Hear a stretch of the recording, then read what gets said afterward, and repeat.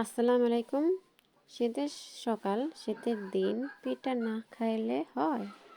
কখনই না। শীতের দিন আরও বেশি বেশি সবাই পিঠার আইটেম ছবি তুলে বা ভিডিও করে ছাড়ে, আমার খুব ভালো লাগে। তো আমিও ভাবতেছি কবে আমিও একটি পিঠার ভিডিও দিতে পারবো। তার আমার মনের আশা পূর্ণ হয়েছে এতদিনে। তারপর আমিও বানিয়ে ফেললাম পিঠা আইটেম। তো পিঠার রেসিপিটা আমি তত একটা ভালো পারি না। তো আমি একা করতেছি না, আমার শাশুড়ি আছে আর আমার খালাহরি আছে, তিনজনে মিলে করতেছি। আর আমি তত একটা ভালো পারি না, আমার তো অভিজ্ঞতা নাই। তবে কিছু কিছু অভিজ্ঞতা আছে, মানে বর্তমানে অল্প সীমিত।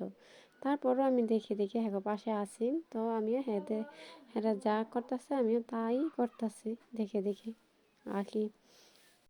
শীতকাল আসলেই বেশি বেশি পিঠা খাওয়া বা বানানো একটা আয়োজন হয়। তো তার সাথেও আমি ভিডিও বানিয়ে ফেললাম। আর দেখতেছেন আমি হাঁটাটা মুছে নিলাম। এটা আমরা মেরা পিঠা বানাবো। আপনাদের অনেক এলাকায় তো মেরা পিঠার অনেক নাম আছে, তাই না? সব দেশে নাম তো এক না। তো আপনাদের দেশে কি নাম বলে জানাইবেন। আর আমাদের দেশে এটা মেরা পিঠা বলে। তো আমার মেরা পিঠা বানানো শেষ। দেখেন আমি অফ ক্যামেরায় সব কিছু করে নিছে, কিছু কিছু ভিডিও করে রাখছে যা আপনাদের সাথে শেয়ার করতে পারে তার জন্য। তো আমার মেরা পিঠা বানানো শেষ, এটি আমি এখন ভাপ দিব। আর কিছুটা আছে সেটা আমি অফ ক্যামেরা করে নিব। আর বাফের বাফের প্রস্তুতি নিতেছে, তারপর বাফ দিতে এসে পড়লাম। লাঠি চুলায় রান্না করি তো একটু বেড়াধরা লাগে। আমি একা হলে কখনোই পারতাম না, আর একা কখনো আমি চেষ্টা করতাম না। তো এই পিঠা আমরা হতে খাবো না, কিছু আমার ননদের দিব, আর কিছু আমরা ঘরে খাবো, আর কিছু পাড়া প্রতিবেশীকে দিব। তো আমাদের বাপা পিঠাও এর সাথে আমরা বানিয়ে ফেলতেছি। এখানটা মায়ের পিঠা, এখানটা বাপা পিঠা। আপনারা যা ভিডিওতে দেখতেছেন তাই। বাপা পিঠা কীভাবে এটা কাই করছে সেটা আমি দেখাইতে পারিনি, সেটা অফ ক্যামেরা আমি করে নিছি। আমি করিনি, আমার শাশুড়ি করছে, আমি ওই জায়গায় আর ভিডিও করে নিই। তো ভাবতেছি রান্না পিঠা যখন বানাবে তার সাথে আমি ভিডিও করব কিছুটা। তো আমি ভিডিও বানায় রাখতেছি। আর ওদিক দিয়ে পিঠা দেওয়ার জন্য আমার আমার খালাই শাশুড়ি তৈরি, আমার খালা শাশুড়ি পিঠা বানাইতেছে।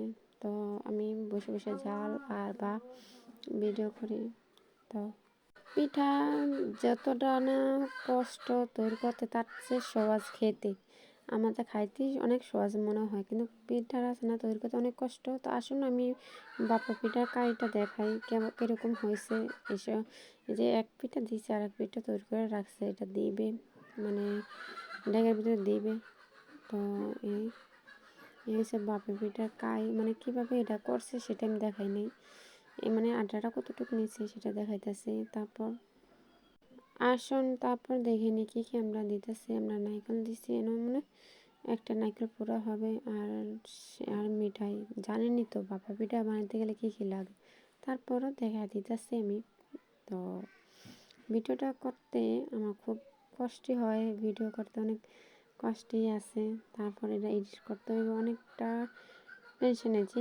3টা পিঠা হয়েছে, আমি সাথে সাথে ভিডিও করছি। তো ফুল ভিডিওটা করি নাই। আমার ভিডিওটা বেশিক্ষণ নাই, আমার ভিডিওটা বেশি বড় করব না, কেন বড় ভিডিও বেশি চলে না, দেখে না, অনেকটা সময় যায়। তার জন্য আমিও কষ্ট করে আরও বেশি ভিডিওটা বেশি বড় করব না।